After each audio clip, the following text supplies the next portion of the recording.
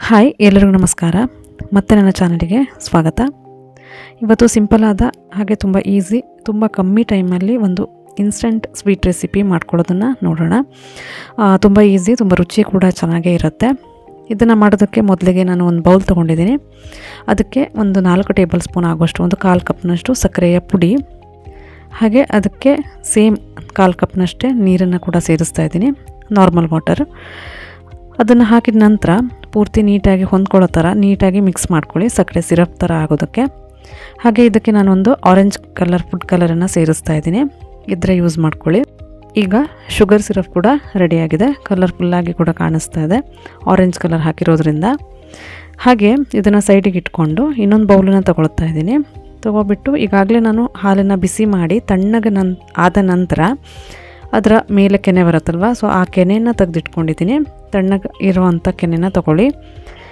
ಅದಕ್ಕೆ ಒಂದು 3 table spoon ಆಗುವಷ್ಟು ಹಾಲಿನ ಪುಡಿನ ಸೇರಿಸ್ತಾ ಇದ್ದೀನಿ.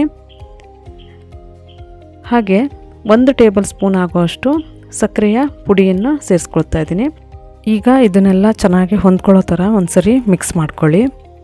ಮಿಕ್ಸ್ ಮಾಡ್ಕೊಂಡ್ಬಿಟ್ಟು ಇದನ್ನು ನಾವು ಅದಕ್ಕೆ ಒಂದು ಲೇಯರಲ್ಲಿ ಅಪ್ಲೈ ಮಾಡಬೇಕಾಗತ್ತೆ. ಸೊ ಅದಕ್ಕೆ ಒಂದು ಈ ಪೇಸ್ಟನ್ನು ರೆಡಿ ಮಾಡ್ಕೊಳ್ಳೋದು, ಗಂಟಿಲ್ದಲೇ ನೀಟಾಗಿ ಒಂದು ಸರಿ ಮಿಕ್ಸ್ ಮಾಡ್ಕೊಳ್ಳಿ. ಸೊ ರೆಡಿಯಾಗಿದೆ, ಗಟ್ಟಿ ಕನ್ಸಿಸ್ಟೆನ್ಸಿಯಲ್ಲೇ ಇರಲಿ ಇಷ್ಟು. ಈಗ ನಾನು ಬ್ರೆಡ್ ಸ್ಲೈಸನ್ನು ತೊಗೊಳ್ತಾ ಇದ್ದೀನಿ. ಇದು ಫ್ರೆಶ್ ಆಗಿದ್ದರೆ ಚೆನ್ನಾಗಿರುತ್ತೆ. ಹಾಗೆ ಒಂದು ಬೌಲನ್ನು ತೊಗೊಬಿಟ್ಟು ಈ ಥರ ರೌಂಡ್ ಶೇಪನ್ನು ಕೊಡ್ತಾಯಿದ್ದೀನಿ.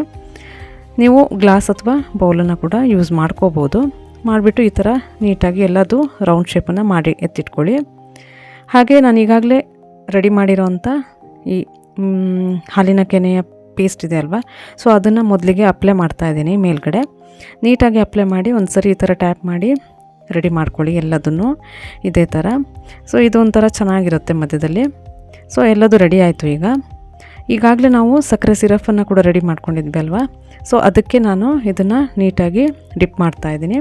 ನೀಟಾಗಿ ಪೂರ್ತಿ ಅದನ್ನು ಡಿಪ್ ಮಾಡಿ ಅದು ಪೂರ್ತಿ ಸಕ್ಕರೆ ಸಿರಫು ಹಿಡ್ಕೋಬೇಕು. ಆಮೇಲೆ ಸ್ವಲ್ಪ ಈ ಥರ ಹಿಂಡಿ ತೆಗೆದಿಟ್ಕೊಳ್ಳಿ.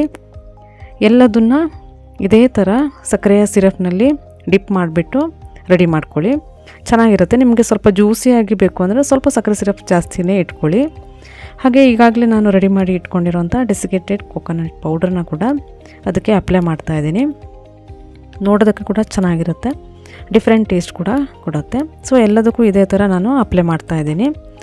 ಈಗ ನಿಮ್ಮನೇಲಿ ಚೆರ್ರಿ ಅಥವಾ ಟೂಟಿ ಫ್ರೂಟಿ ಅಥವಾ ದ್ರಾಕ್ಷಿ ಅಥವಾ ಡ್ರೈ ಫ್ರೂಟ್ಸ್ ಪೌಡ್ರ್ ಏನಾದರೂ ಪಿಸ್ತಾ ಆ ಥರದ್ದು ಏನಾದರೂ ಇದ್ರೂ ಪರವಾಗಿಲ್ಲ, ಡೆಕೋರೇಟ್ ಮಾಡಿಬಿಟ್ಟು ಸರ್ವ್ ಮಾಡಿ, ತುಂಬಾ ಚೆನ್ನಾಗಿರುತ್ತೆ.